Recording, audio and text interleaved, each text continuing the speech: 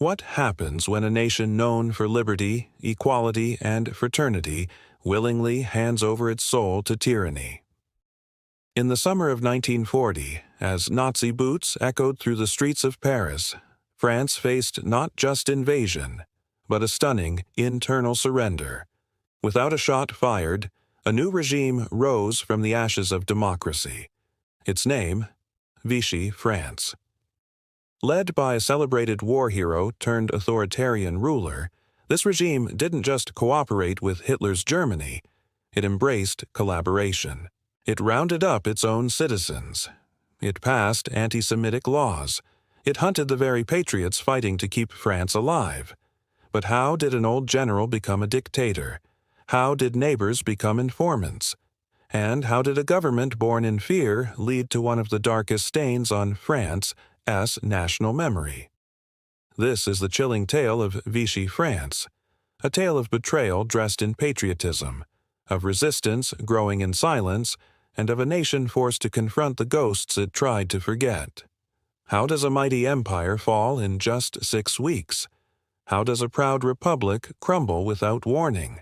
In May 1940, as spring sunlight bathed the French countryside, an enemy thundered across the border with terrifying speed. The Germans weren't coming in the old way, not trench by trench, not field by field. They came like lightning. It was blitzkrieg, lightning war, and France was utterly unprepared. The Maginot Line, France's pride, its great defensive wall, was bypassed like a relic. The Ardennes forest, once thought impassable, was the Germans' secret path. Tanks roared through, slicing France in half. Soldiers barely had time to fight. Planes screamed overhead. Towns were flattened. Roads turned into rivers of fleeing civilians. One by one, French cities fell: Lille, Reims, Dijon, Amiens, and then Paris. June 14, 1940. The City of Light went dark. German boots echoed on cobblestone streets. The Eiffel Tower stood as a silent witness while Nazi flags fluttered over her rooftops. The French government, paralyzed and divided, had already abandoned the capital. It had no answers, only panic. Millions fled south. Families were torn apart in the chaos. There were no trains, only carts, bicycles, and desperate footsteps. Bombs fell on columns of refugees. Bread vanished, water ran out. What was once a civilization now resembled a biblical exodus. And behind it all loomed a single devastating question. How could this happen? France had the world's largest army on paper. She had tanks, soldiers, prestige. Yet, within 43 days, the republic that had survived revolutions, emperors, and world wars had collapsed like a house of cards. And in this moment of despair, a familiar voice emerged. Old, steady, decorated with medals and memories of Verdun. Marshal Pétain. To a terrified nation, he promised salvation. But salvation came at a price that would haunt France for generations. What would you give to stop the bleeding of a dying nation? For France in 1940, the answer was democracy, dignity, and eventually its very conscience. After the fall of Paris, the French government retreated in panic, torn between exile and surrender. Ministers argued. Generals pointed fingers. The Republic was leaderless, adrift in the most perilous moment of its existence. And then, from the silence, rose Marshal Pétain, a man cast in bronze by World War I, revered by millions as the Lion of Verdun. Calm, aged, fatherly. He did not shout, he did not flee, he promised order, but what he delivered was submission. On June 22, 1940, deep in the forest of Compiègne, the same spot where Germany had surrendered in 1918, France was forced to sign an armistice. But this time, Hitler stood triumphant, smiling coldly as his vengeance unfolded. France was cut in two. The Germans would occupy the north and the Atlantic coast, while the south, ostensibly free, would be ruled by Petain's new government from the spa town of Vichy. But this new regime, Vichy France, was not a government in exile. It was no mere caretaker. It was the legal face of France, recognized even by the United States and the Vatican. On July 10, 1940, the French National Assembly handed over full executive power to Marshal Pétain. The Third Republic, home of liberté, égalité, fraternité, was extinguished with 569 votes to 80. A republic that had survived revolutions, monarchies, and 2 world wars died without a single protest in the chamber. Pétain wasted no time. He rewrote the Constitution. He outlawed political parties. He dissolved Parliament. He declared himself head of state of the French state, a phrase that deliberately erased the word republic.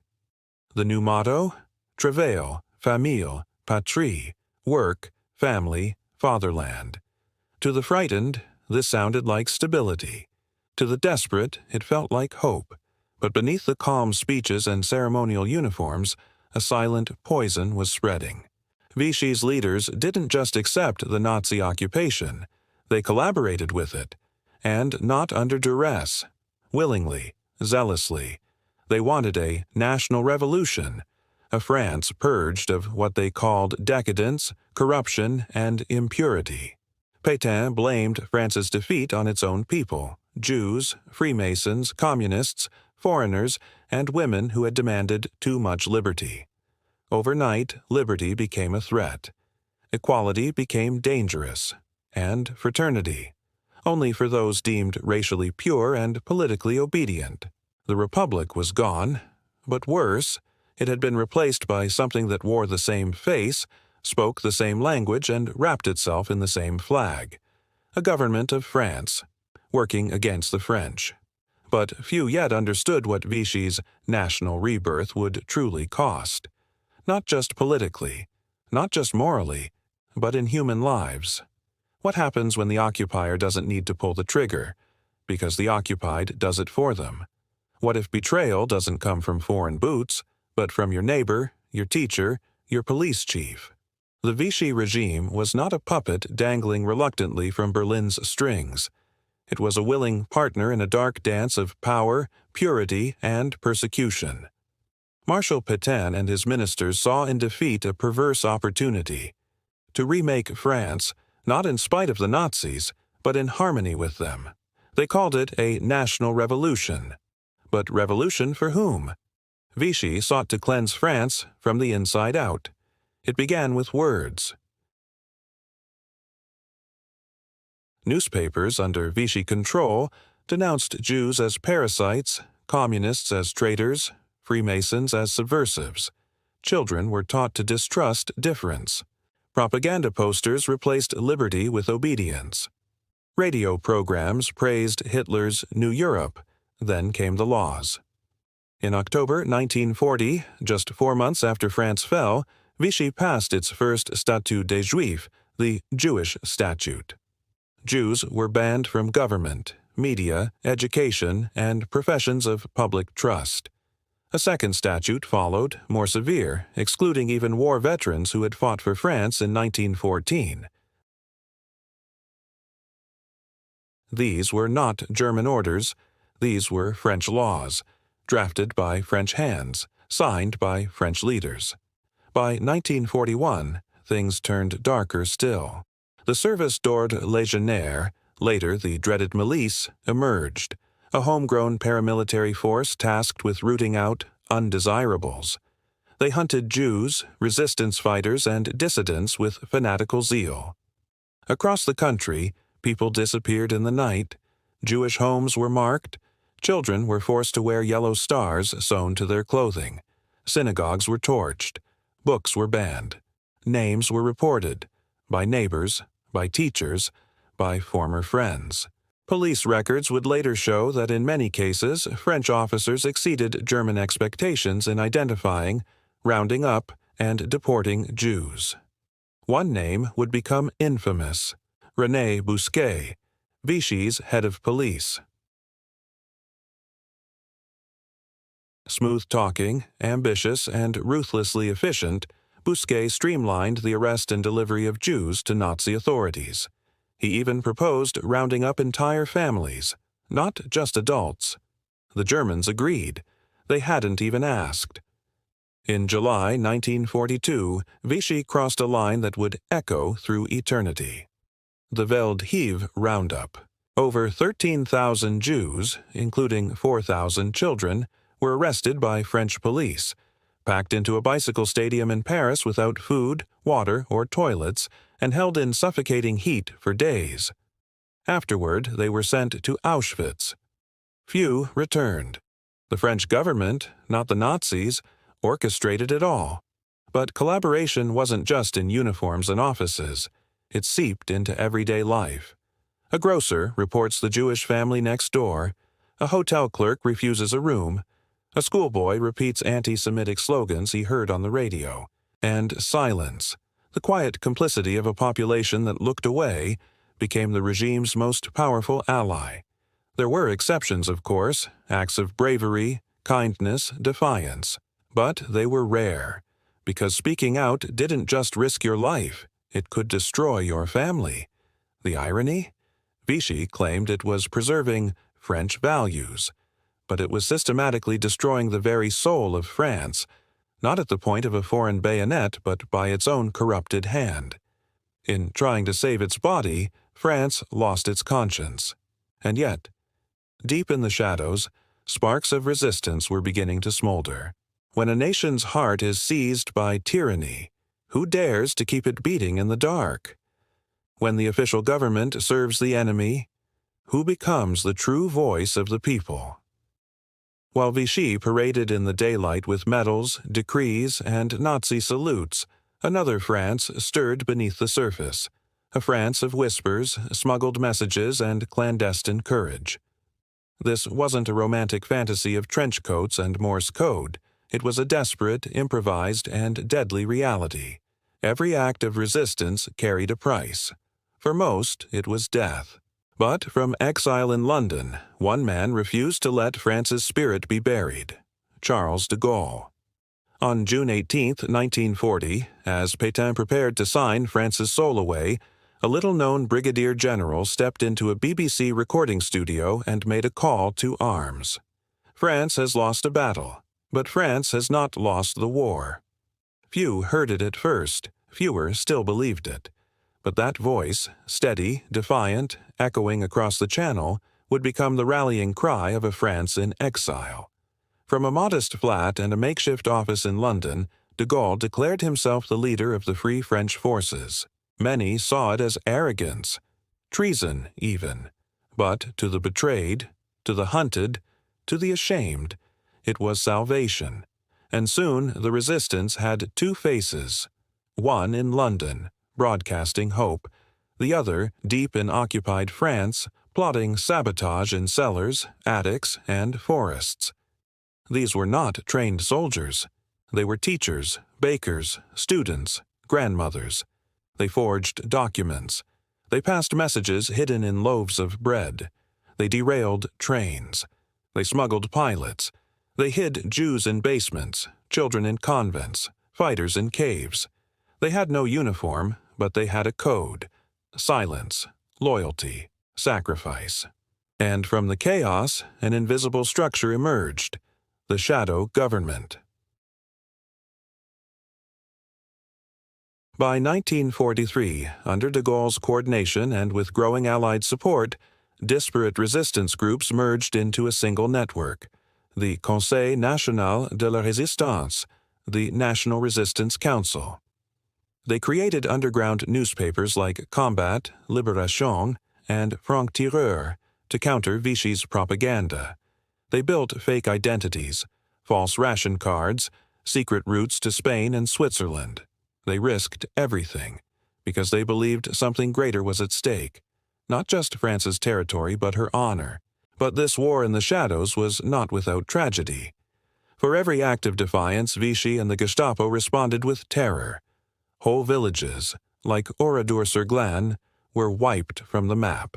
Men were tortured, women were raped, children were gunned down in schools. And yet, the resistance grew. By D-Day, their intelligence guided Allied landings. Their sabotage crippled German supply lines. When the Allies advanced from Normandy, It was these invisible soldiers who lit the flames of liberation from within. The irony, as Vichy shouted into microphones and bowed before the swastika, the real government of France had been reborn underground, scrawling declarations by candlelight, stamping forged documents in barns, risking death for a country that had betrayed them. They did not wait to be remembered. They acted to ensure there would still be something left to remember. In the end, it wasn't uniforms or speeches that saved France. It was the courage of those who refused to forget who they were. What happens when the mask begins to slip? When whispers grow louder than speeches and lies begin to crack beneath the weight of blood?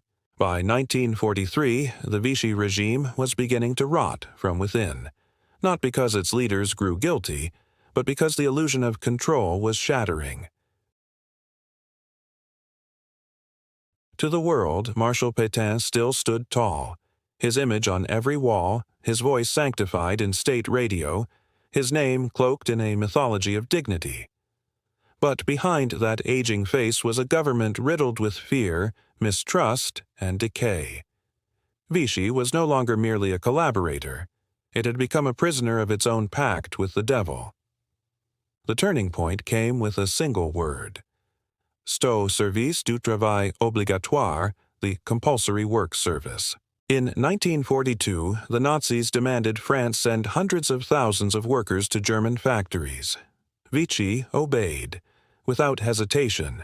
Young men were torn from villages, farms, workshops, shipped like cattle to fuel Hitler's war machine. And this time, France fought back. Families hid their sons in attics and forests. Entire towns forged documents. Priests lied from the pulpit. Thousands of young men vanished into the resistance. Vichy had finally pushed too far. The facade was cracking. The people weren't buying the lies anymore, not when their children were being stolen in the night. And with every arrest, with every brutal roundup, with every schoolchild deported for wearing a yellow star, the shame deepened. Even some within Vichy's own ranks began to question, what had we become? Meanwhile, the tide of war was turning. In North Africa, Free French forces, now unified and growing, landed alongside the Allies. In Russia, Stalingrad broke the German illusion of invincibility. And in the skies over France, Allied bombers began painting the end with fire. Suddenly, the regime's iron grip began to tremble. French citizens once cowed into silence now whispered openly of liberation. German officers grew paranoid. Vichy ministers, once proud collaborators, began burning documents, erasing evidence, preparing for their own fall. But the most dangerous cracks were internal. Vichy was no longer a government. It was a fractured court of betrayal, each man watching his back, each afraid the end would come with a knock on the door. Pierre Laval, once Petain's eager lieutenant, now wielded real power and real terror. Cold, calculating, Laval believed survival meant offering even more to the Nazis. Deport more Jews. Crush the resistance harder. Sacrifice the nation's soul if it meant saving its skin. But history had already passed its verdict. Even as Laval clung to control, even as Petain faded into ceremonial irrelevance, the walls were closing in. The resistance had grown into a hydra, striking across the country, sabotaging trains, assassinating Nazi officers, feeding intelligence to the Allies. And in London, Charles de Gaulle watched and waited, preparing for the day France would rise from the ashes, not with permission, but with fury. The Vichy regime was no longer the face of France. It was a crumbling shell, a withered echo of betrayal, waiting for the reckoning it could no longer outrun. The question was no longer if it would fall, but how brutal its final hours would be. What happens when a country opens its eyes after years of darkness and finds its hands covered in blood? What does freedom mean when the very soul of the nation is scarred by betrayal, complicity, and silence? In the summer of 1944, France held its breath. The beaches of Normandy thundered under the boots of Allied soldiers. From the hills and forests, the French resistance burst from the shadows. Saboteurs, assassins, couriers, and spies now stood shoulder to shoulder with the liberators. It was not just an invasion. It was a resurrection. Town after town, city after city, shook off the Nazi chains. The tricolor flew once again. But victory came with a question France had tried desperately to avoid. Who are we now, after what we allowed to happen? Because as Paris erupted in celebration and de Gaulle marched triumphantly down the Champs-Élysées, a darker storm was brewing behind the jubilation. The Vichy regime was gone, but it had not vanished. It had names, faces, addresses, and the people remembered. Across the country, France began to turn on itself with ruthless vengeance. Those who had collaborated, openly or in secret, now faced a fury long held in check. The reckoning had begun. They called it l'épuration, the purge. In back alleys and courtrooms, vengeance and justice blurred into one. Some were dragged from their homes and beaten in the street. Others, high-ranking officials, journalists, businessmen, police, were rounded up for public trials. But it wasn't just the powerful who were hunted. It was the ordinary collaborators. The neighbors who had whispered names to the Gestapo, the merchants who had served Nazis with a smile, the mistresses of SS officers. And then there were the women. Thousands of French women who had slept with German soldiers, willingly or under coercion, were shamed in brutal public ceremonies. Their heads shaved, their clothes torn, their dignity destroyed in front of cheering crowds. It was liberation, with a stain. Some called it justice. Others saw only chaos, France punishing itself in a blind, cathartic frenzy. But one man sought to bring order to the chaos. Charles de Gaulle, now at the helm of a new French government, refused to let the country spiral into civil vengeance. He declared, "Vichy is null and void." With those words, he erased the legal existence of the regime, denying it legitimacy, denying it a legacy.